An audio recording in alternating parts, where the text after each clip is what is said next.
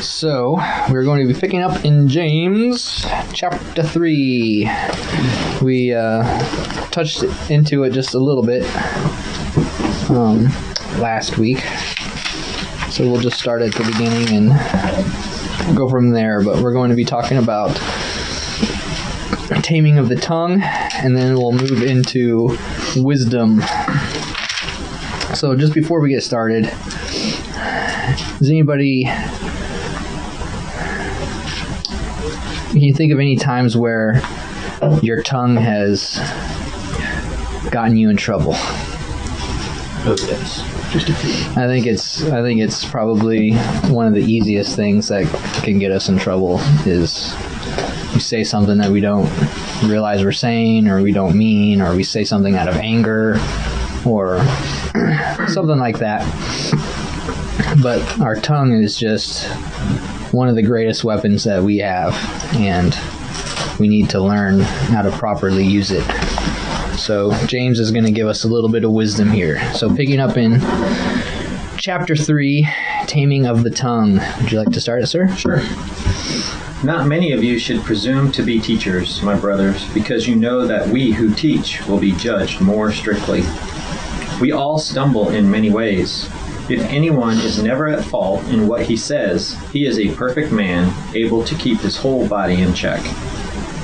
When we put bits into the mouths of horses to make them obey us, we can turn the whole animal. Or take ships as an example. Although they are so large and are driven by strong winds, they are steered by a very small rudder wherever the pilot wants to go. Likewise, the tongue is a small part of the body, but it makes great boasts. Consider what a great forest is set on. That's good. So, two big things. People who are going to be teaching they're going to be judged more strictly because there's more expected out of us. We need to be teaching the truth. We need to have the true words of God coming out of our mouth, right? And then he goes into talking about how you can take a look at a horse. It's a very large animal, and how do we control the animal? We put just a little bit in its mouth, and we can tell it where to go. And a ship are ginormous things, and especially back then, it would have been some of the largest things that man, had made, aside from, say, like the temple or a castle or something like that. But at least one of the largest things that is mobile, and we can, tell it where to go, at least. And as far as a big, huge ship, how big it is, just a little rudder in the back can tell that whole thing where to go. And our mouth is the same thing. Our whole body is large in comparison to the size of our mouth, but our mouth is what drives us a lot of the times. And even though it's really small, it has a great effect over our whole body. So let's pick up in that next paragraph. How great a forest is set ablaze by such a small fire, and the tongue is a fire, a world of unrighteousness. The tongue is set among our members, staining the whole body, setting on fire the entire course of life, and set on fire by hell. All right. So, out west, we have a lot of forest fires. And if any of you have ever been out there or watched the news, you can see how a small fire can become deadly. It can become very large. And, in Idaho, they don't get broadcast on national news a lot, but you get millions and millions of acres of wilderness that, is set on fire from anything as small as a lightning strike or a single cigarette butt that someone flicks out their window. That little teeny tiny cigarette, very small, can end up burning 300 million acres of woods. And that's how dangerous our mouths are too. And he's using that illustration that our tongue is the fire, and it is in a world of unrighteousness, meaning most of the stuff that is coming out is not good, and that's why we need to be careful about it. I try to teach my son's a lot like me, so quick-tempered, fires off stuff before he really thinks about it. try to teach him that lesson that you can be forgiven for things that you've said, like to his sister, for example, or his mom, or whatever. You can be forgiven for those things, but that doesn't mean that they go away. Mm-hmm. So you have to be careful about telling them what you say, because once you say it, it can't be unsaid. It can't be. Oh yeah, you may have forgiveness, but that lasting effect can change how people think about you or whatever. Very, very easily. It's a great point, and this kind of takes us back to James when he said that we need to be quick to hear, slow to speak, and slow to anger, right? What's the not quick to talk, but slow to talk? I mean, we use our ears more than we use our mouths. I think one thing that just occurred to me was there's so many applications to this verse. Oh, yeah. In every aspect of life. And one thing that just occurred to me in the cigarette butt starting a forest fire, how gossip sometimes works. Sometimes it's intentional. Sometimes you might hear something and you pass it on to your buddy, and then it spreads, and suddenly a rumor is spreading around the training center or the cutter or wherever you're at. And even if it's not necessarily like slanderous rumor, it's just an incorrect rumor, the amount of man hours that's necessary to undo that is just wasteful. And from that perspective, it may not necessarily be like a moral or ethical thing, but it's just like a practical, helpful thing to be careful about what you say. Oh, yeah. Whether or not it's true. We had on the cutter, we broke down one time, and just jokingly I said, oh yeah, we're going to get towed to Japan and get put in dry dock because that's the only thing they can do. And that little thing, like I said, on a watch, with 3 of us up in the bridge, somehow turned into, that's what the wives back in Guam started talking. And I got an email from my wife saying, is it true you guys are going to Japan? Wow. And like we had like it all hands, on the mess deck, and XO had to come down and say, we're not going to Japan. We don't know where that started. And I know where it started. I was joking around, but yeah, people can take something that's out, said or something. How many times do we see things taken out of context that a politician says, or, when I went to public affairs school, that everything you say, they might, you might have a nice long speech that you're saying to the reporter, but that news, that little clip that they're going to use, the sound bite is going to be the most outrageous thing that they can get that's going to be inflammatory or, cause speculation or whatever, even though, that was one part of the thing. So you have to be so careful about what you're saying when you're doing press releases and stick to the script. The way you answer your questions and all that kind of stuff is so important, because everything could be taken out of context and you never know what they're going to take from your speech or your message. I want to take a quick look back. Let's go to Isaiah chapter 6, verse 5 through 7.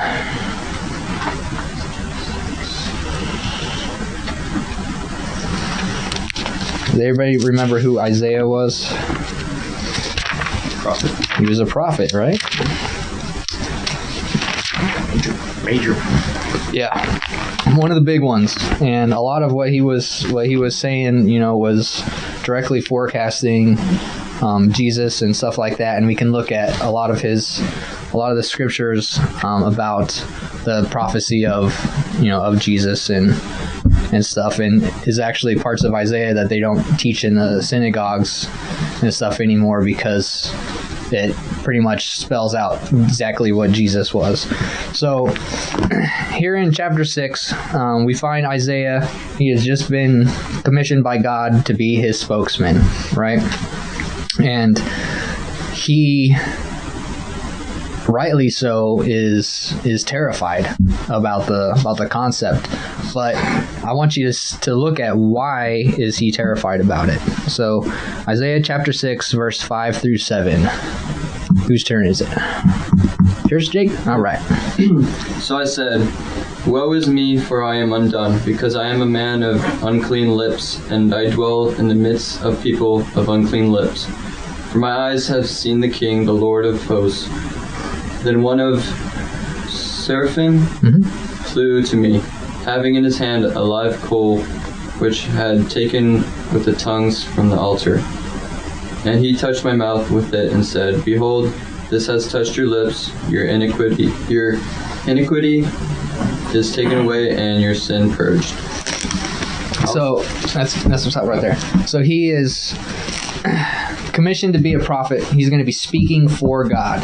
And when you look back at the Old Testament books about, the expectations of a prophet, everything that comes out of their mouth has to be exactly the words of God, exactly what he said in the way he said it, exact. And everything that comes out of their mouth is going to come true. If anything comes out of their mouth that doesn't come true, they're a false prophet and they're supposed to be put to death, right? So he knows the sinful mouth that he has, his unclean lips.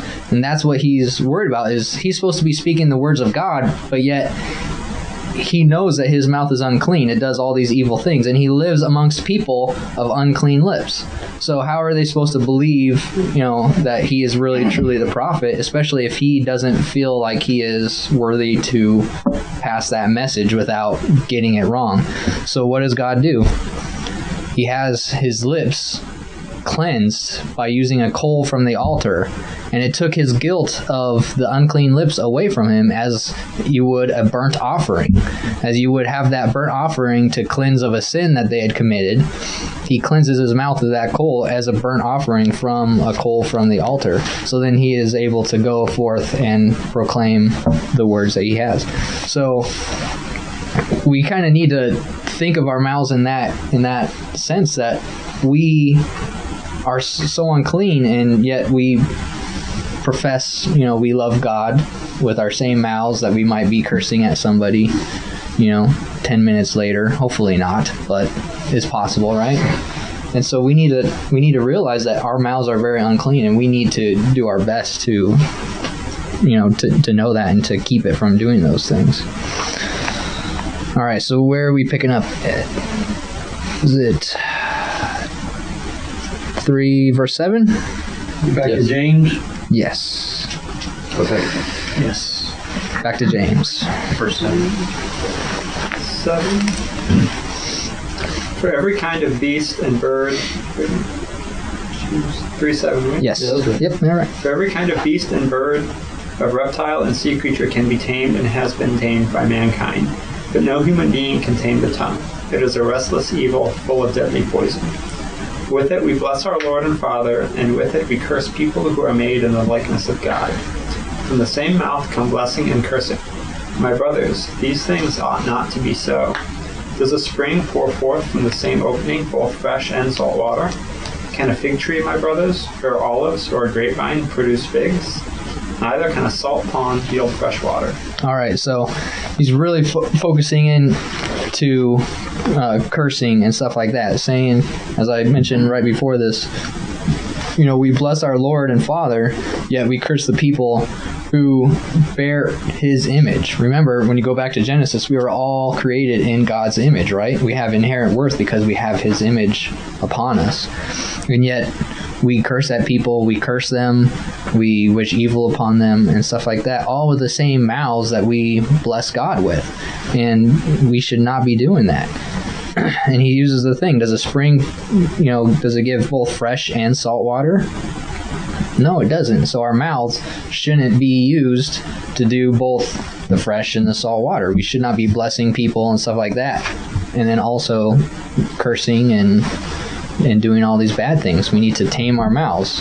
And it sounds like we're unable to, and I would say that it's very, very difficult for us to. We're never probably ever going to be 100%, but we can definitely do our best to try, right? We can't do it personally, but fortunately, who resides in us that helps to change us?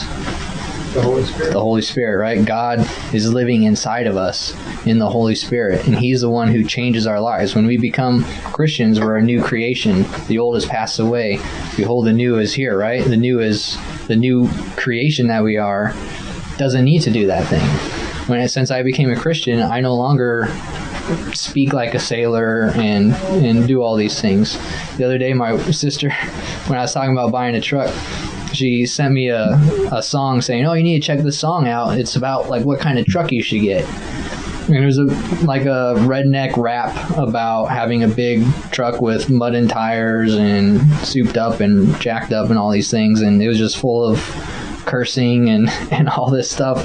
And I sent her, like, that was a terrible song.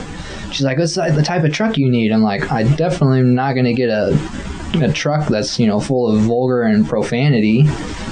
And she said, "Well, I thought you were a sailor, aren't you?" I'm like, "Just because I'm a sailor doesn't mean I need to exhibit all the, societal things that they deem a sailor does, like drinking, fornicating, and swearing, right? We're a new creation in God. We need to exhibit those godly attributes that are inside us. We need to have that light shining out and being that beacon in the darkness. And so should our mouths, The fig tree is not going to bear olives, and the grapevine's not going to do figs. So we shouldn't have curse words coming out of our mouths. We need to be keeping straight to the truth. Any questions or comments? Can I throw this out there? Of course. Curious other thoughts. So I grew up in the mission field, born and raised, around the Bible. When I went to the academy, I'd never really sworn or used bad words. I'd just always been surrounded by other good kids. And thankfully, it's a habit I've never really started, although, I use words like smart ass and sometimes and crap and whatnot. But when I was on the first couple years at the academy, I definitely couldn't handle being around it because it was just so foreign to me. And on the cutter, I didn't start using it, but I got to a point where it didn't bother me as much. And at first I was like, "Oh no, I'm giving in." But then I was like, well, A, these people don't know better. They don't profess to be Christians. And B, most of the sailor talk isn't really cursing God in the sense of God damn it. So much of it is just, F-bombs and whatnot. It's just dirty, unpleasant, but it's not vulgar. Sometimes language. It's, sometimes F you, and sometimes they mean it, sometimes they're just joking around. And so I wonder, is that really what he's talking about here? Is he just talking, in this case, when he's talking about cursing, is he talking about when people are consciously cursing God, or is that just sort of that vulgar, then they're not thinking about what they're saying? Is there a difference there? Because I think I can sometimes get caught up with that person, goes around a lot of dirty language, but should that turn me off as much as it turns off some Christians? I don't know. Am I making any sense? Well, I think we've all we all have or will go through that same thing. I mean, I started out in the Army, and there were people that were my squad mates, that every other word was an F word, right? And you do become kind of desensitized to it when you're around it that much. I never started using that language, but it's definitely, it doesn't bother me as much as it bothers my wife and kids. They don't want anyone saying stuff using F words around them, any of that kind of stuff. For me personally, I would prefer people not use it around me. I don't like it, but at the same time, I understand that culturally, we're in the military. There are a lot of people that use that kind of language. It still surprises me in some cases, though. You're like, really? That's what you're using that word, and we're just having a normal conversation. So, I don't know. That's a tough one. Because I feel like there are circumstances where to be relatable, and it's kind of you want to be in the world but not of the world.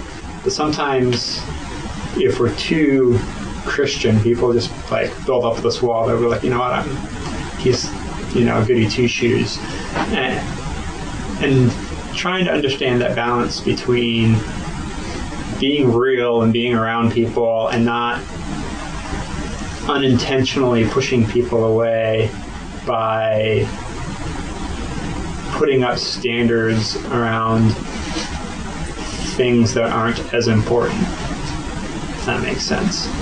I think, but it's a hard one because it's a very, the Bible says it's vulgar. Yeah, it's a very fine line that you're trying to walk, and you made the point exactly. We want to be, not in the world in that sense where, we have the standard that God expects of us, and we may get closed off and pushed away by people, and there might be a wall that's built there, but that wall, I think, could be used by God for our favor too, to protect us from the evils that person is exhibiting that we might get caught up in, as much as it is,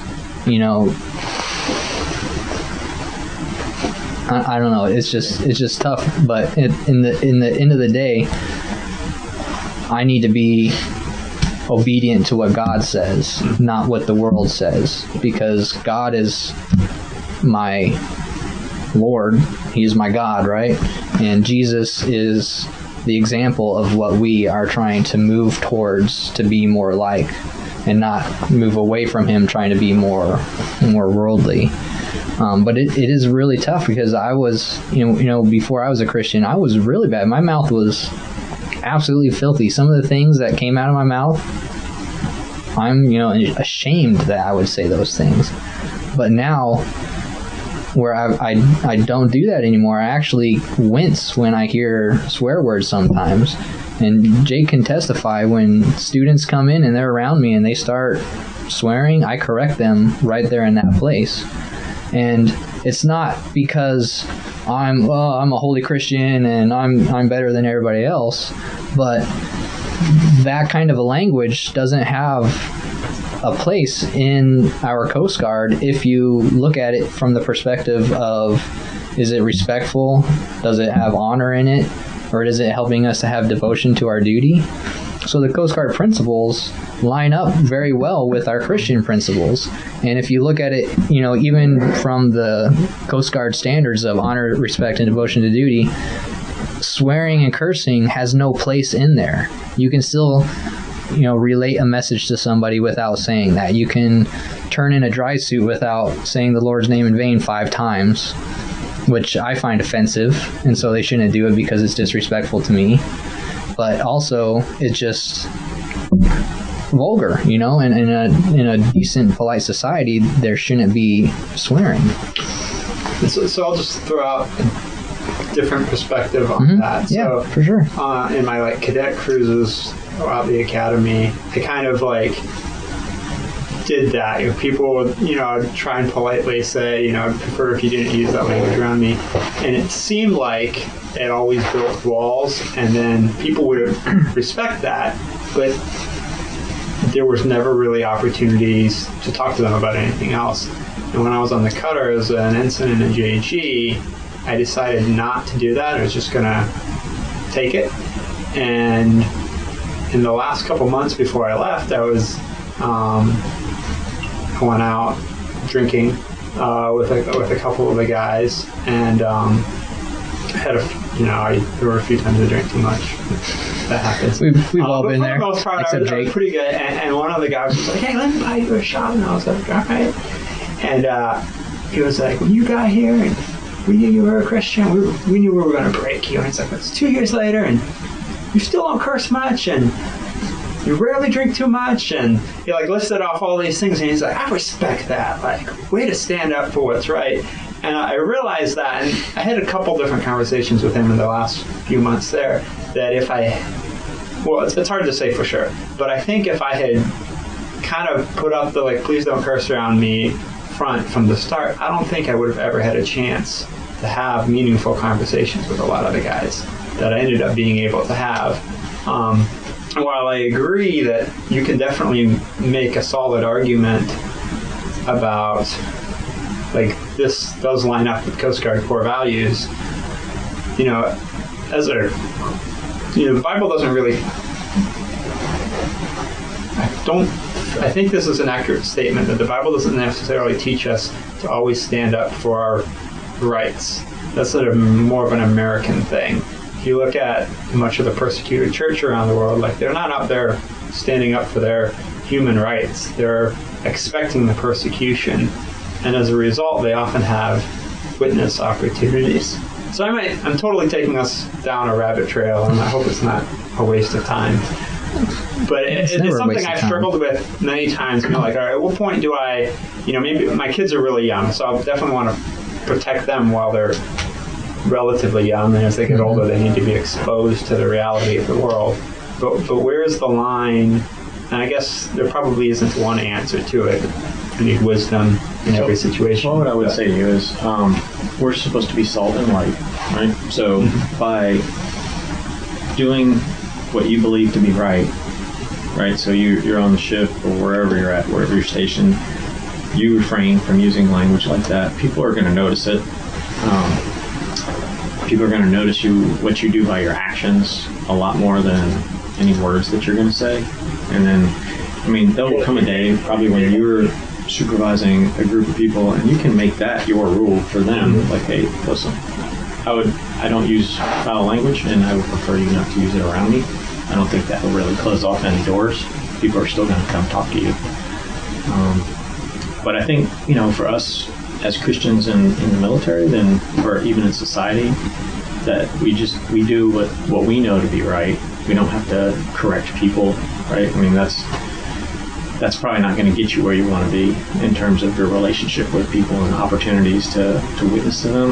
If you're just telling them like, hey, don't use that language. Yeah, like I was going to bring up a point that mirrors right off of that. The things that you explained about the guy that admired about you, that you didn't swear very much, you didn't drink very much, and all those things weren't necessarily, you trying to evangelize to him, but it is a method of evangelism, more of like the service kind of a thing, or more of a passive evangelism where they see you as an example and they see how you live your life and they know that you are different, and they'll start seeing. But another point I want to bring up is that when you are evangelizing to people, it's not you who are changing their hearts. It's not you who is going to make them a Christian. It's not you who does the saving, right? God has to change their heart. God has to be involved in that process. They're not going to open up to Christianity on their own. In our fallen state, that is not naturally what people do. People run from God. They don't run to God. And that's what's wrong with like the seeker-sensitive movement, is people aren't running into your church looking for God. God has to change their heart for them to be able to receive that message. And so you being that example, they can see that and still have that as an evangelism, part of their walk to becoming a Christians later on down the road.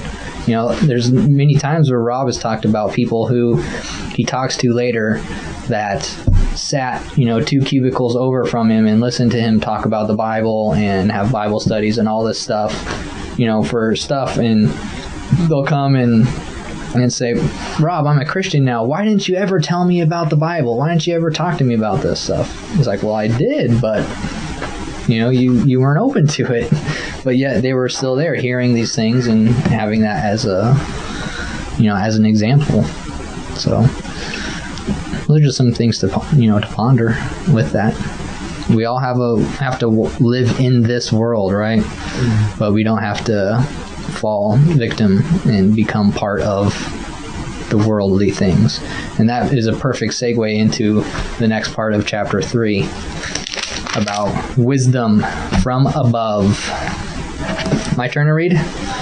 Sure. All right. So James 3, verse 13, wisdom from above. Who is wise and understanding among you? By his good conduct, let him show his works in the meekness of wisdom. But if you have bitter jealousy and selfish ambition in your hearts, do not boast and be false to the truth. This is not wisdom that comes down from above, but it is earthly, unspiritual, demonic. For where jealousy and selfish ambition exist, there will be disorder and every vile practice.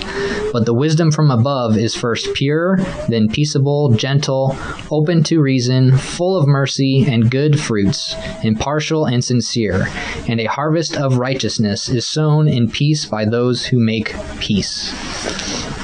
So it's a big chunk, and we're going to kind of break it down a little bit. One of the first thing that jumps out is, let him show in works in the meekness of wisdom. Where does meekness fall in line with our idea of what, since we're all men here, of what a man is? Is there, when we think of what is being manly, do we think meekness? I don't think so. But I challenge you, when you look at Jesus and the way he lived his life in the example that we have looking at him, would you consider that he was meek? Yes. And so, if we have Jesus as what our example of being a human on earth, one, and two, being a man, but yet meekness is not part of our definition for what being a man is, I think we can probably agree that what our definition of being a man is not in line with the biblical idea of it, which means it is more of an earthly, social, or not social, but society's idea of what a man is, right? And you can see that difference all over the world. If you go to the Arab nations, their idea of a man is much different than our idea of a man, which is different than the Asian or African or whatever. And even in America, you can look at different cultures for different nations or different races, if you want to break it into that, how the idea of a man is different, and we're all Americans, right? So the meekness of wisdom is definitely something I think we all need to work on and so kind of think about. I've always heard of meekness defined as power under control. Mm-hmm. Right. Think of a horse, right? The horse is powerful, but it's got a rider who's controlling a weaker person controlling it. And so that's always kind of the definition I've taken for meekness. And if you think about it that way, that's really kind of how we are as Christians supposed to be, right? We have this great power, the Holy Spirit within us, helping us to stay in control. Yeah. To be humble and gentle and kind when all around us that's not the way of the world or culture. Mm-hmm. But that definition is actually manly, even by our standards, even by cultural standards. If if some guy being able to remain in control and not 6'4" and just a beast of a man, but no matter what people say and do to him, he's always under control until he saves someone because he's so powerful. People are going to respect that and be like, wow, man. They probably wouldn't use the word meek because it's not a common word. Yeah, that label is not what we like. But I think of a scrawny nerd when I hear the word meek, but I don't think that's a correct understanding of the word. I think it's an attribute of Jesus Christ, just like love. And if you accept Christ into your heart and you're trying to live a Christ-like life, you're going to try to walk in the attributes that he is. Mm-hmm. Some Christians don't do that because they choose not to. It's a choice. So we can look at loving and choosing not to curse, choosing to help others, choosing to do the right things. That's all part of who he is in us. Mm-hmm. So looking at biblical wisdom, well, first let me ask you this: is there a difference between wisdom and knowledge. Yes. What is knowledge? Information. Knowing stuff. Knowing stuff. The gathering of facts, maybe. Jeopardy. Yeah. Right. But what is wisdom, and how is it different than knowledge? It's the use of how you use the knowledge. Exactly. How we can put that knowledge into use or into effect or whatever. So the wisdom, have you guys heard of the wisdom literature? Like Psalms, Proverbs. Exactly, right? So in the Old Testament, they have what is called the wisdom literature, and it is Job, Psalms, Proverbs, Ecclesiastes, and Song of Solomon. And so we're going to take a look at Ecclesiastes because we have these books of wisdom, but I'm going to put this to you, right? So he's talking about, there's two different types of wisdom, right? There's wisdom from above, which is heavenly and divine, and there's wisdom that is earthly, and James characterizes this as unspiritual and demonic. And remember, that's the world that we live in, and that is the state of the fallen man before they're saved. That's the wisdom that they're seeking, and that's what society tells us we want. And that's what, we want to have gold, we want to have riches and collect things, and that's how you're going to be happy. And the wisdom of the world, or at least our society towards religious things, is that Christianity can't be right, but all these other Eastern religions, there's something to those. Yeah, right. There's something to them. All right, so let's look at Ecclesiastes really quick. We're going to go to chapter 1, verse 12. We're just going to read a little bit. Would you like to start, sir? Okay. I, the teacher, was king over Israel and Jerusalem. I devoted myself to study and to explore by wisdom all that is done under heaven. What a heavy burden God has laid on men. I have seen all the things that are done under the sun. All of them are meaningless, a chasing after the wind. What is twisted cannot be straightened. What is lacking cannot be counted. All right, stop there for a second. Well, I should have started this with before we start reading. But Ecclesiastes, it's an anonymous book, but most scholars agree that it was written by Solomon. You guys remember who Solomon was? Son of David. Son of David, right? And what was special about Solomon? He asked for wisdom. Yes, God came and said, I'll give you anything you want. And he said, I want wisdom. And so God's like, awesome, I'm going to give you wisdom, because you could have asked for anything, but you wanted wisdom. All right, here's the wisdom, so you can be a just and ruler king, or a just king, right? And then he went and got 300 wives.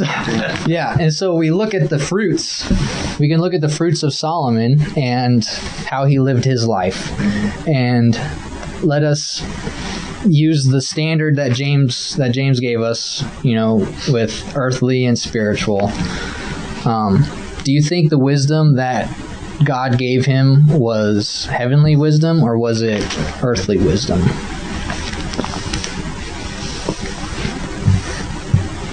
I think it was God-given.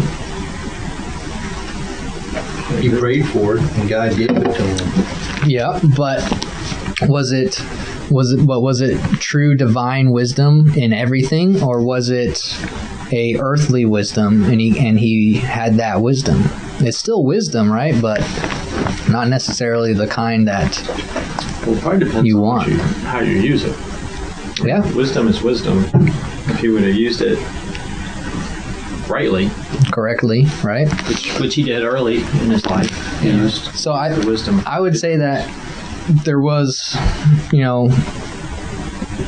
some good divine wisdom in there, but then he used more earthly wisdom, especially towards his later years and as he lived his life, because he knew that God, who God was, and if he followed him, then that's the good thing to do, right? He was David's son, so he should have been raised up, fearing the Lord and stuff. But towards the end, he had so many wives, and he had turned away from God, and he was guilty of apostasy because he was building temples and stuff for all these other religions and stuff, which goes directly against the wisdom of God, that God had given him the wisdom, right? So we're going to be looking at Ecclesiastes as we go through there and start seeing that this Ecclesiastes is a great book that is an example of earthly wisdom. It is not divine wisdom. It is earthly wisdom. And it kind of talks about some different things that he went through trying to search out true wisdom, right? So the look he kind of have is that, everything that we're toiling is just, it's all for vanity or looks, appearances, and it's all as like we're just driving after the wind, we're chasing the wind. Can you ever catch the wind? Can you bottle it up? Can you grab a hold of it? Of course you can't. So it's all for nothing, right? So with that in mind, let's continue on. So Ecclesiastes chapter 1, verse 16. Is it me? Yep. I said in my heart, I have acquired great wisdom, surpassing all who were over Jerusalem before me. And my heart has great experience of wisdom and knowledge, and I applied my heart to know wisdom and to know madness and folly. I perceived that this also is but a striving after wind. For in much wisdom is much vexation, and he who increases knowledge increases sorrow. So what's the saying? Ignorance is bliss. The more we know, the more you don't know. Well, the more let's take our like our Bible study. The more we learn in our Bible study, the more we realize what is expected of us and stuff like that. So when you're first born again and you're a young Christian, everything is great, everything is awesome, right? And you're taking what Paul likes to say is the milk verses, right? It's the easy stuff. But when you start digging in and you start getting into the meat, like we're doing now with James, we're getting the more tough stuff where we're looking at these things and we can take the punch to our guts as a check to our faith and saying, hey, are you really living the Christian life the way we should be? And the more mature we get, the more we need to be doing that. And we realize that it's not easy being a Christian, right? We're going to have a lot of things that we're going to be struggling with in battles within ourselves, battles with worldly things, and all these things. So, yeah, ignorance is bliss. Go ahead. I've been reading through the Old Testament. I read it every year, but every year I learn a little bit more. But the Old Testament, 40 years through the wilderness. I think wasn't that 40 years? Yep. And they keep going back, to the ways of Egypt, the gods, and by the time they got to the Promised Land, God had to wipe out every one of the people of that generation. And Moses he didn't even make it in. Yeah. And they wanted, our natural tendency is to turn back to the old ways. And God told them over and over and over again, these are my ways. This is what I want you to do. But they kept rebelling and going. And they'd always we'll do whatever you say, God. We love you. You're so great. And then 2 weeks later, we're doing it today. Man, why are you killing us out in the desert? We're so much greater we were slaves in Egypt. At least we had food and meat there. Yeah, we do the same thing today. And that's why, they have that saying, you're either walking towards God or you're going away from Him. In your path, your Christian walk, you're either moving forward or you're falling back. There's no staying still. There's no just stopping and hanging out. Because if you stop and you're not going forward, things are going to start falling off to the side. You're going to start getting, desensitized to the world and all these things. And you're not going to be going towards God, becoming more Christ-like. And that's what we need to be doing with our sanctification. All right. Ecclesiastes chapter 2, verse 1. I said in my heart, chapter 2, right? Yep. Okay. I said in my heart, come now, I will test you with mirth, therefore enjoy pleasure, but surely this also was vanity. I said of laughter, madness, and of mirth, what does it accomplish? I search in my heart how to gratify my flesh with wine, while they have a good reward for their labor. For if they fall, one will lift up his companion, but woe to him who is alone when he falls, for he has no one to help him up. Again, if two lie down together, they will keep warm, but how can one be warm alone? Though one may be overpowered by another, two can withstand him. And Hold on a second. Cords. What kind of Bible is that? Skip to. Did I skip something? Yeah. Is, pages. Yeah. Did I? I was going to say, yeah, it's not what my Oh, I verses did. are saying. I'm so sorry. Okay, I'll start on 3. I search in my heart how to gratify my flesh with wine, while guiding my heart with wisdom, and how to lay hold on fully, till I might see what was good for the sons of men to do under heaven all the days of their lives. All right. So he's saying, at first, and he's saying it to himself. I said in my heart, right? He's not turning to God. He's trying to figure out himself. I said in my heart. I'm going to test with pleasure. Enjoy yourself. So he's turning to fleshly things. Pleasure to gratify him, right? Turning to wine, being drunk, all these things, and it's not leading to true wisdom. You want to pick up, sir? Yes. Where are we? 4? 4. I made great works. I built houses and planted vineyards for myself. I made gardens and parks and planted in them all kinds of fruit trees. I made myself pools with which to water the forest of growing trees. I bought male and female slaves and had slaves who were born in my house. I had also great possessions of herds and flocks, more than any who had been before me in Jerusalem. I also gathered for myself silver and gold and the treasure of kings and provinces. I got singers, both men and women, and many concubines, the delight of the sons of man. So, as he's going through this, anytime you're in the Bible and something is repeated multiple times, it's always a great idea to pick up on what that thing is that is repeated.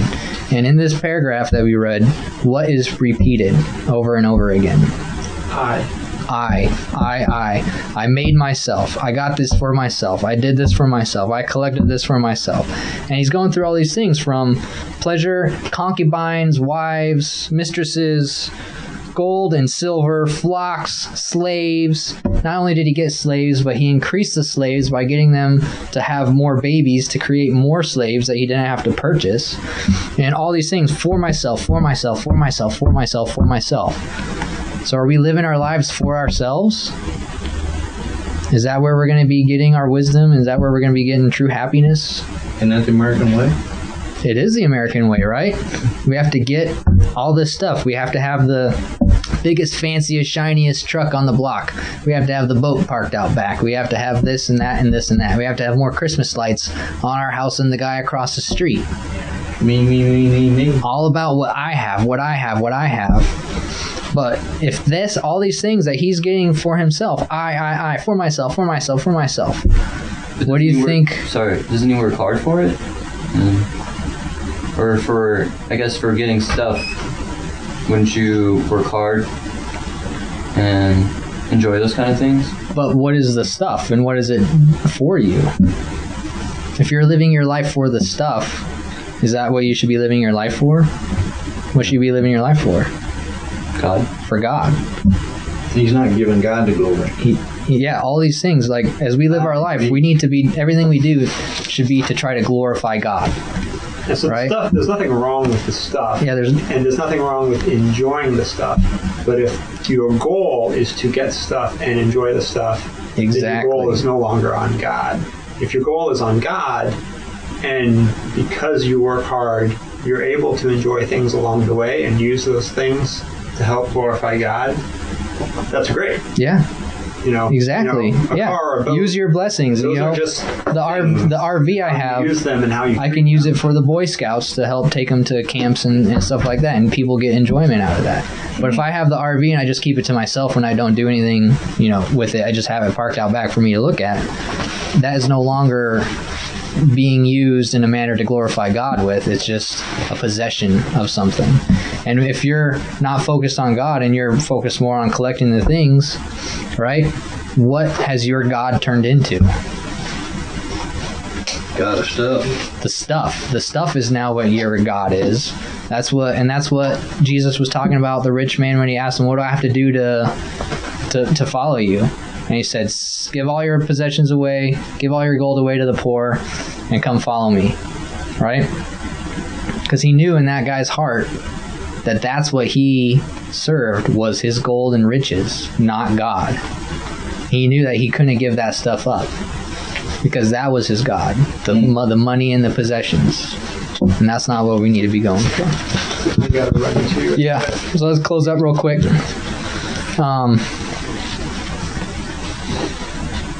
Go for wisdom that comes from God. Heavenly wisdom.